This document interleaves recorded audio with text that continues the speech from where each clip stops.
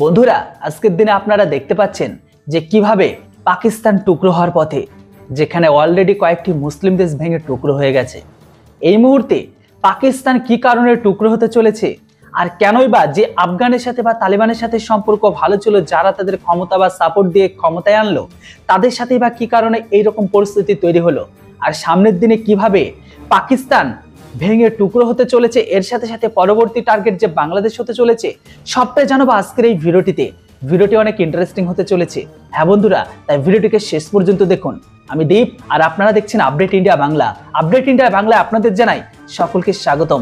চলুন বন্ধুরা, আপনাদের সবকিছু জানাই কেন পাকিস্তান টুকরো টুকরো হতে চলেছে। 25শে ডিসেম্বর 2024 ক্রিসমাসের দিন হঠাৎ পাকিস্তান এয়ারফোর্স আফগানিস্তানের পাকতিকা প্রদেশে ভীষণভাবে বোম্বিংকে শুরু করে। এই পাকতিকা প্রদেশে থাকা বারমাল জেলায় 7টা পাকিস্তান তালিবান ঘাঁটিতে অ্যাটাক করা হয়। আফগানিস্তান দাবি করে পাকিস্তানের এই সাডেন স্ট্রাইকে তাদের প্রায় 46 থেকে 50 জন মানুষের মৃত্যু হয়েছে, এমনকি 6 জন গুরুতর আহত হয়েছে, যাদের মধ্যে বেশিরভাগই ছিল সাধারণ নাগরিক, এমনকি নিরীহ মহিলা, শিশু। যদিও এই হামলার পরে আফগানিস্তানের তালিবানরা হুমকি দেয় যে তারাও এর বদলাকে নেবে। এরপরেই কিন্তু আফগানিস্তান সরকার পাকিস্তানের সীমানায় প্রচুর সংখ্যক তালিবানি সেনা পাঠায়। দীর্ঘ সংঘর্ষের পর তালিবানি সরকার দাবিও করেছে যে এখনো পর্যন্ত এই অ্যাটাকে প্রায় 19 জন পাকিস্তানি আর্মির মৃত্যু হয়েছে।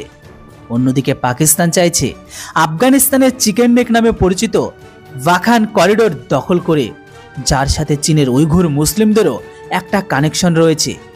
কিন্তু প্রশ্ন হলো যে পাকিস্তান আফগানিস্তানের তালিবান শাসন প্রতিষ্ঠিত হওয়ার পর সব থেকে বেশি খুশি ছিল। এমনকি পাকিস্তানের x prime minister Imran Khan আনন্দে গদগদ হয়ে প্রেস কনফারেন্সে এটা পর্যন্ত বলেছিল যে তালিবানরা সরল সাধারণ মানুষ, ওরা কোনো আতঙ্কবাদী নয়। তাহলে মাত্র কয়েক বছরের মধ্যে কি এমন হলো যে পাকিস্তান আফগানিস্তানে এয়ার স্ট্রাইক করলো?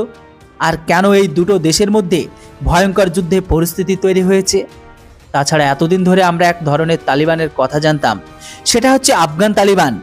কিন্তু এই যুদ্ধের পর আরও এক নতুন ধরনের তালিবানের নাম সামনে আসছে, যার নাম হচ্ছে টিটিপি, বা যেটিকে বলা হয় তেহরিক তালিবান। প্রশ্ন হচ্ছে, এই তেহরিক তালিবান পাকিস্তান এরা কারা, আর কেনই পাকিস্তান তাদের দেশ থেকে এই তেহরিক তালিবান পাকিস্তানকে উৎখাত করতে চায়? তো বন্ধুরা, ভিডিওটিকে শেষ পর্যন্ত দেখুন, সব কিছু আপনাদের ক্লিয়ার করে জানাবো, যেটাকে একদম আপনাদের সহজ ভাষায় এক্সপ্লেন করব। সাথে এটাও দেখব যে এই বিষয় নিয়ে চীন কেন সব থেকে বেশি চিন্তিত। আজকের এই ভিডিওটি থেকে আপনারা অনেক কিছু জানতে পারবেন, তাই একদম এটিকে শেষ পর্যন্ত দেখতে থাকুন। আফগানিস্তান এবং কি পাকিস্তান এর মধ্যে ঝামেলার বেশ কয়েকটা কিন্তু এখন কারণ আছে। তার মধ্যে প্রধান যে কারণ, সেটা হলো দুরন্ত লাইন। এই মুহূর্তে পৃথিবীর সব থেকে ঝুঁকিপূর্ণ জায়গাগুলোর মধ্যে একটা হলো আফগানিস্তান, এমনকি পাকিস্তানের সীমানা, যাকে বলা হয় ডুরান্ট লাইন। আজ থেকে প্রায় 130 বছর আগে ব্রিটিশ সেক্রেটারি হেনরি ডুরান্টের রাখা এই ডুরান্ট লাইনটাকে আজকের দিনে দাঁড়িয়ে আফগানিস্তান ও পাকিস্তানের ভিতরে দ্বন্দ্বের সব থেকে বড় কারণ ইতিহাস ঘটে। দেখা যায় যে আফগানিস্তানে বেশ কিছু বিদেশি শক্তি দখল করার চেষ্টা করেছিল, কিন্তু আফগানিস্তান হলো একটা ল্যান্ডলক কান্ট্রি, এমনকি এর জিওগ্রাফি অর্থাৎ ভৌগোলিক অবস্থান খুবই অদ্ভুত। এখানে চারিদিকে পাহাড় রয়েছে, সমতল ভূমির অভাব, জলপথ নেই। এই সবের কারণে আফগানিস্তানকে দখল করা সবসময় ভীষণই চ্যালেঞ্জিং ছিল। এমনকি আমেরিকা, রাশিয়া, ব্রিটেনের মতো শক্তিশালী দেশগুলো এখানে বারবার ব্যর্থ হয়েছে। তো 1839 সালে ব্রিটিশরা আফগানিস্তানকে নিজেদের উপনিবেশ করার চেষ্টা করে, যেটাকে বলা হয় প্রথম অ্যাংলো আফগান যুদ্ধ। কিন্তু 3 বছর ধরে চলা এই যুদ্ধে ব্রিটিশরাও কিন্তু শেষ পর্যন্ত হেরে যায়, তারাও কাবুল ছেড়ে পালিয়ে যেতে বাধ্য হয়। তবে আফগানিস্তান জয়ের যে স্বপ্নটা ছিল, সেটা কিন্তু ব্রিটিশরাও ছাড়েনি। 1878 সালে তারা আবারও আফগানিস্তানে আক্রমণ করে, আর এটাকে বলা হয় দ্বিতীয় অ্যাংলো আফগান যুদ্ধ। আর ওই যুদ্ধেও কিন্তু ব্রিটিশরা পুরোপুরি আফগানিস্তানকে জয় করতে পারেনি। তবে এই সময় তারা বুদ্ধি করে আফগানিস্তানের তৎকালীন শাসক আব্দুর রহমান খানের সাথে ট্রিটি অফ গান্ধামাইক সাইন করে, যার ফলে আফগানিস্তানের ফরেন পলিসি এমনকি সামরিক ক্ষমতা ব্রিটিশদের কাছে চলে আসে। ওই সময় ব্রিটিশরা আফগানিস্তান এমনকি ব্রিটিশ ইন্ডিয়ার মধ্যে একটা সীমানা তৈরি করে, আর এটাই হলো আজকের দিনে সেই ডুরান্ট লাইন। এবার স্বাভাবিকভাবে সেই সময় কিন্তু পাকিস্তানের কোনো এক্সিকিউট ছিল না, মানে তখনকার পাকিস্তান ভারতের একটা অংশ ছিল। এমনকি সেই সময় রাশিয়া খুবই শক্তিশালী একটা সাম্রাজ্য ছিল। তারা ধীরে ধীরে ভারতের দিকে নিজেদের সাম্রাজ্য বিস্তার করছিল। আর ব্রিটিশরা এটা নিয়ে ভীষণ চিন্তায় ছিল, কারণ ভারত ছিল তাদের কাছে একটা সোনার পাখি। তাই রাশিয়া যাতে ভারতের দোরগোড়াও পৌঁছাতে না পারে, তাই মিডল ইস্টের সাথে ভারতের একটা বাফার জোন তৈরি করা হয়। আপনি যে ম্যাপে অংশটাকে দেখতে পাচ্ছেন সেটা হলো এই বাফার জোন। এটার নাম ওয়াখান্ড করিডোর। এটা প্রায় 350 কিলোমিটার লম্বা, কিন্তু চওড়ার দিক থেকে এটা খুবই কম। কোথাও 16 কিলোমিটার চওড়া, আবার কোথাও 60 কিলোমিটার চওড়া। আর বর্তমান সময়ে আফগানিস্তানের সাথে পাকিস্তানের এই যে ঝামেলা চলছে, এই সুযোগ নিয়ে পাকিস্তান আর্মি চাইছে যে এই ওয়াখান্ড করিডোরকে সম্পূর্ণ দখল করতে। তারা কেন এই ওয়াখান্ড করিডোরকে দখল করতে চায় তার কারণ আমি ভিডিওটিতে আগে বলবো। তো এবার আগে বলে দিই যে ব্রিটিশরা এই ডুরান্ট লাইন বানিয়ে চলে যায়, কিন্তু পরবর্তীকালে ভারত আর পাকিস্তান যখন ভাগ হয় তখন এই ডুরান্ট লাইন আর ভারতের সাথে থাকে না। তখন এই ডুরান্ট লাইন হয়ে যায় পাকিস্তান আফগানিস্তানের মধ্যে বর্ডার। আর এই ডুরান্ট লাইন লম্বায় প্রায় 2700 কিলোমিটার, যার এক প্রান্ত ইরানের সাথে আর এক প্রান্ত চায়নার সাথে যুক্ত। এবার ব্রিটিশদের কাজ ছিল যে সব জায়গায় এমন একটা ঝামেলা তৈরি করা, তারা যাতে শতাব্দীর পর শতাব্দী ধরে এই এলাকার মানুষরা সেই ঝামেলা নিয়ে ব্যস্ত থাকবে, তারা যুদ্ধ করবে, বিদ্রোহ করবে।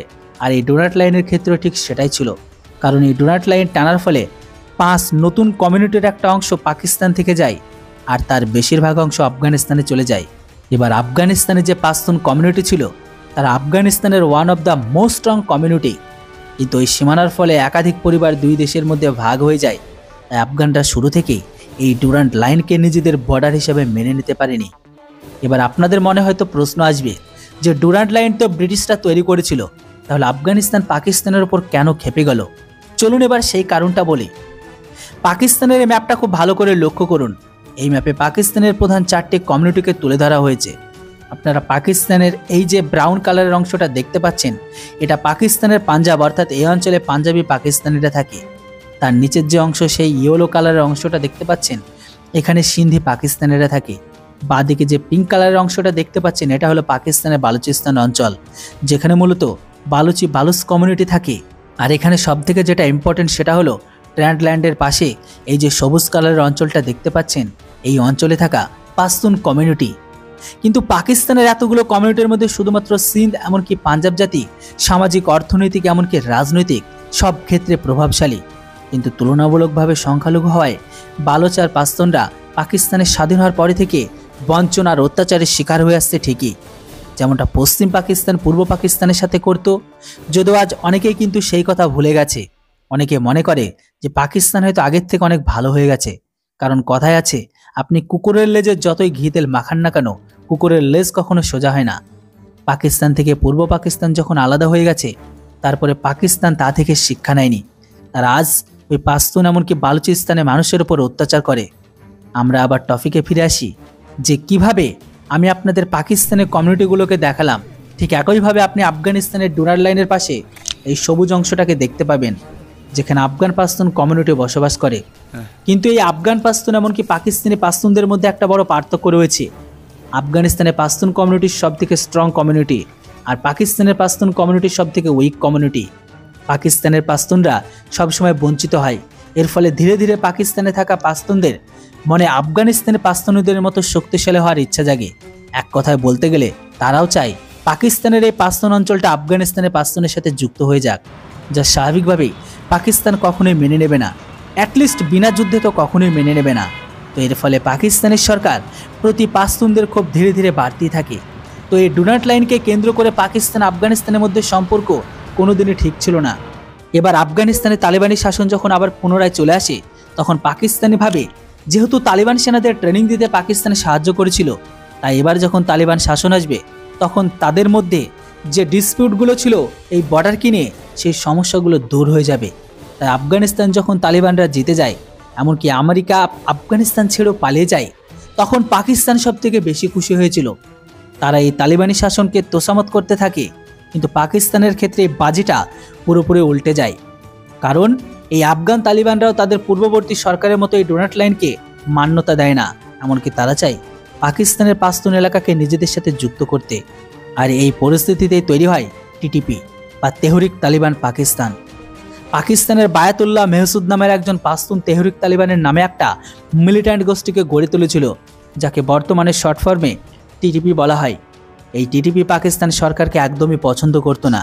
তাদের উদ্দেশ্য ছিল পাকিস্তান থেকে পাকিস্তানের যে কারেন্ট গভর্নমেন্ট রয়েছে তাকে সরিয়ে দিয়ে আফগানিস্তানের মতো ওখানে একটা তালিবান শাসন প্রতিষ্ঠাতা করা।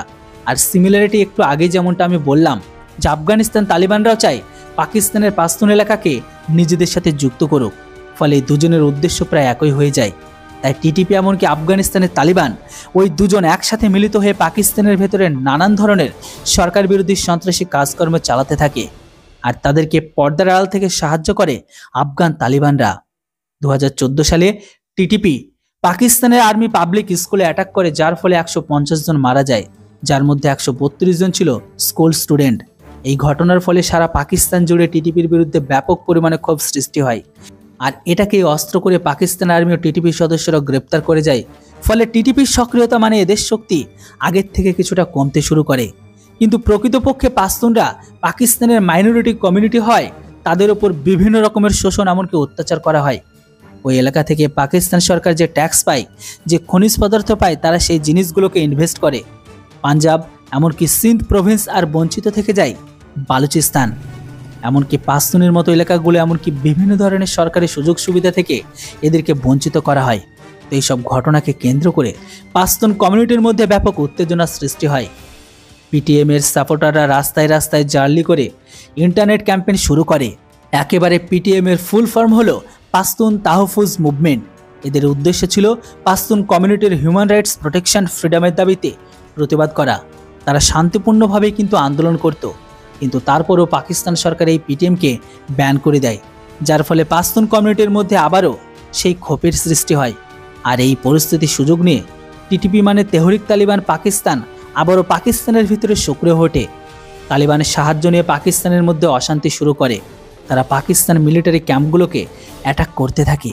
যেখানে চীন পাকিস্তানের কোনো জায়গায় ইনভেস্ট করছে, সেই জায়গাগুলোতেই তেহরিক তালিবান পাকিস্তান অ্যাটাক করতে থাকে, যাতে ইন্টারন্যাশনাল লেভেলে তাদের এই প্রবলেমগুলোকে তুলে ধরা হয়। তবে এরা সবসময় কিন্তু পাকিস্তান থাকতো না। অ্যাটাক করার পরেই পাকিস্তানি তালিবানরা লুকিয়ে আফগানিস্তানে চলে যেত, সেখানে এই বর্ডারের কাছে ঘাঁটি বেঁধে থাকতো। পাকিস্তানের ওপর তালিবানের প্রভাব কমানোর জন্য পাকিস্তান সরকার ডুরান্ট সীমানা বেড়া দেওয়ার কাজ শুরু করে। এখনও পর্যন্ত প্রায় 98% ফেন্সিং করার কাজ কমপ্লিট হয়ে গেছে। এবার আফগানরা মনে করে যে এই ফেন্সিংয়ের মাধ্যমে পাকিস্তান সরকার পাকিস্তান পাশতুন আর আফগান পাশতুনকে সম্পূর্ণভাবে আলাদা করার চেষ্টা করছে। তাই এই ফেন্সিং দেওয়ার কাজেও কিন্তু আফগান তালিবান বারবার বাধা দিয়ে আসছে। এমনকি এখানে পাকিস্তান আর্মির সাথে তাদের ছোটোখাটো কনফ্লিক্টও লেগেই থাকে। এমনকি আপনি রিসেন্ট বেশ কিছু নিউজে শুনতে পেয়েছেন যে পাকিস্তান আর্মির ওপরে জঙ্গি হামলা হয়েছে। এমনকি প্রত্যেক মাসে কোথাও না কোথাও পাকিস্তান আর্মি মারা যাচ্ছে। আর আপনাদেরকে বলে দিই, এর বেশিরভাগ অ্যাটাকগুলোই করেছে কিন্তু টিটিপি অর্থাৎ তেহরিক তালিবান পাকিস্তান। এবার পাকিস্তান যখন তালিবানের এই গোপন ঘাটির খবর পেয়ে যায়, তখন তারা ক্রিসমাসের দিন এখানে বোম্বিং শুরু করে। তবে পাকিস্তান একটা নিউক্লিয়ার পাওয়ার কান্ট্রি হওয়া সত্ত্বেও আফগানিস্তানের সাথে সরাসরি যুদ্ধ চাইছে না, কারণ পাকিস্তান থেকে ঢের শক্তিশালী দেশ সবাই এখানে ব্যর্থ হয়েছে। এমনকি আজকের দিনে তালিবানের কাছে আমেরিকার ফেলে যাওয়া উন্নত মানের অস্ত্রশস্ত্র রয়েছে, যেগুলো দিয়ে পাকিস্তানকে নাস্তানাবুদ করা এমনকি আফগান তালিবানদের কাছে কোনো কঠিন ব্যাপার হবে না। তবে এই মুহূর্তে এই যুদ্ধ পরিস্থিতিকে কাজে লাগিয়ে পাকিস্তান চাইছে আফগানিস্তানের ওয়াখান করিডোর দখল করতে, যে করিডোরের কথা একটু আগে আমি আপনাদের বলেছিলাম। তবে এই জায়গাটা কিন্তু এমন নয় যেখানে প্রচুর পরিমাণে খনিজ তেল বা কোনো রিসার্চ রয়েছে।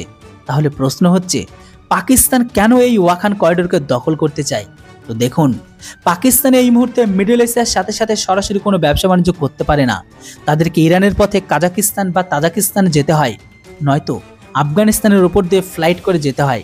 আর এই সময় পাকিস্তান যদি ওয়াখান করিডোর দখল করতে পারে, তাহলে মিডল এশিয়ার সাথে সাথে সরাসরি একটা যোগাযোগ রাস্তা পেয়ে যাবে। আর দ্বিতীয় কারণটা হলো, ওয়াখান করিডোর থেকে আফগান তালিবানরা পাকিস্তানের উপর অ্যাটাক করতে পারে। সেক্ষেত্রে পাকিস্তানের সামনে একটা নতুন ওয়ারফ্রন্ট খুলে যাবে।